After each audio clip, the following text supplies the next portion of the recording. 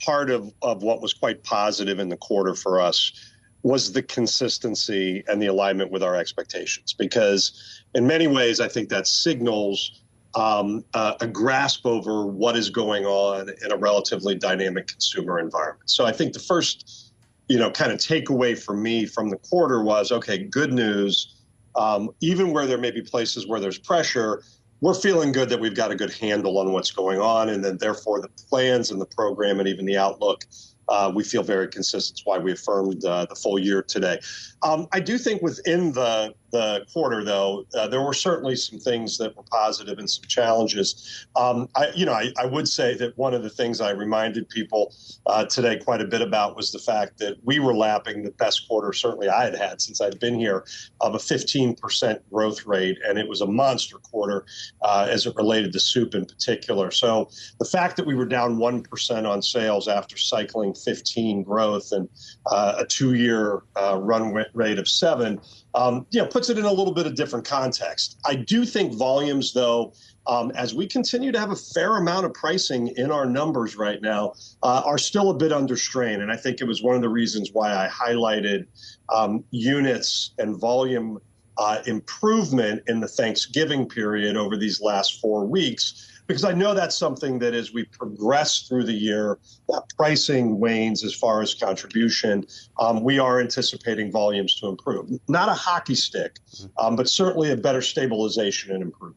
Mark, hang with me on this next question. So before this interview, I went to the Yahoo Finance homepage, and you can clearly see gold prices at a near record high. Crypto is back above 42,000. Stocks are still at record highs. Is that, I guess, euphoria in certain markets or investing in stocks, gold, but whatever it is that euphoria being seen in consumers? I'm trying to figure out is what we're seeing in markets is justified from the consumer in this country. Yeah, what's interesting about that, I think part of what makes this moment complicated, and I would say to a certain degree unfortunate, is you are seeing some bifurcation in consumer attitudes and behaviors. And unfortunately, I think in particular, the lower income households are really feeling pressure right now. And even though in the backdrop of some of the broader macroeconomic variables that may look a little bit more encouraging, I think in that particular consumer demographic, you're experiencing reductions in SNAP benefits. You're likely experiencing higher interest rates as it relates to debt or how it's relating to your mortgage, housing costs in general, higher. You might be paying your education loan as well. And so as we think about servicing different contexts of consumers, it's really important that we maintain that affordability and that access, and that we're providing solutions that for that lower income household will really benefit from it. And it's even more pronounced, I think, as a responsibility as we walk into this holiday period. Conversely, our more middle to upper income households are continuing to be very resilient.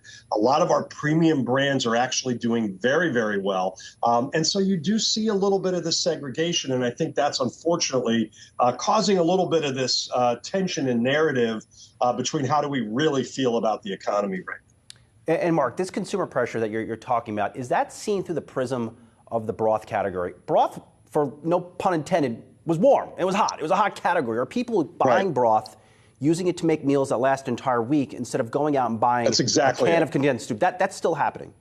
Yeah, that's very much still happening. I think consumers are really focused on trying to stretch those dollars, and in doing so, really stretch the meal occasion. And so we see products like our broth business, our condensed cooking, like cream of mushroom, cream of chicken, pasta sauces. These businesses are highly relevant right now as consumers are trying to do that. And conversely, we're seeing a bit more pressure on single serve, like our canned soup or like chunky soup, for example. Certainly caught the attention, I think, of investors reaffirming your outlook. What changes in the back half of your fiscal year that you're growing again? Yeah, I mean, the first thing I'd just say, Brian, is I think part of what we were able to help people understand today is that it's not as if we're anticipating this radical change in consumer behavior or landscape. What really is at work is first and foremost this foundation of what we're comparing to. As I pointed out in the first quarter, although down 1%, we were cycling 15% growth. And that mid-teen growth rate was true for Q1 and Q2.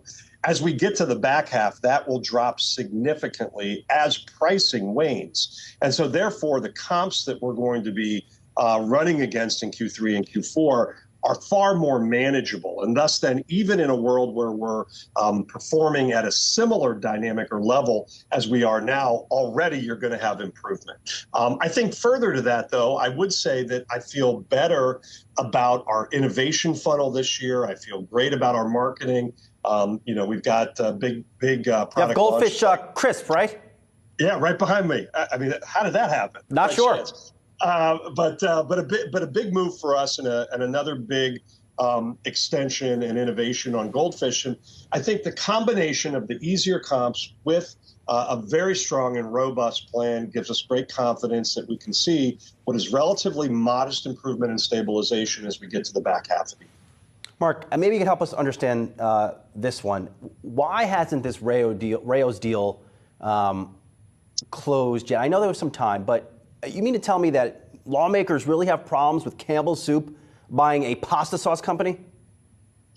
Well, we all have to follow the process and the rules that are laid out, and so that's exactly what we're doing.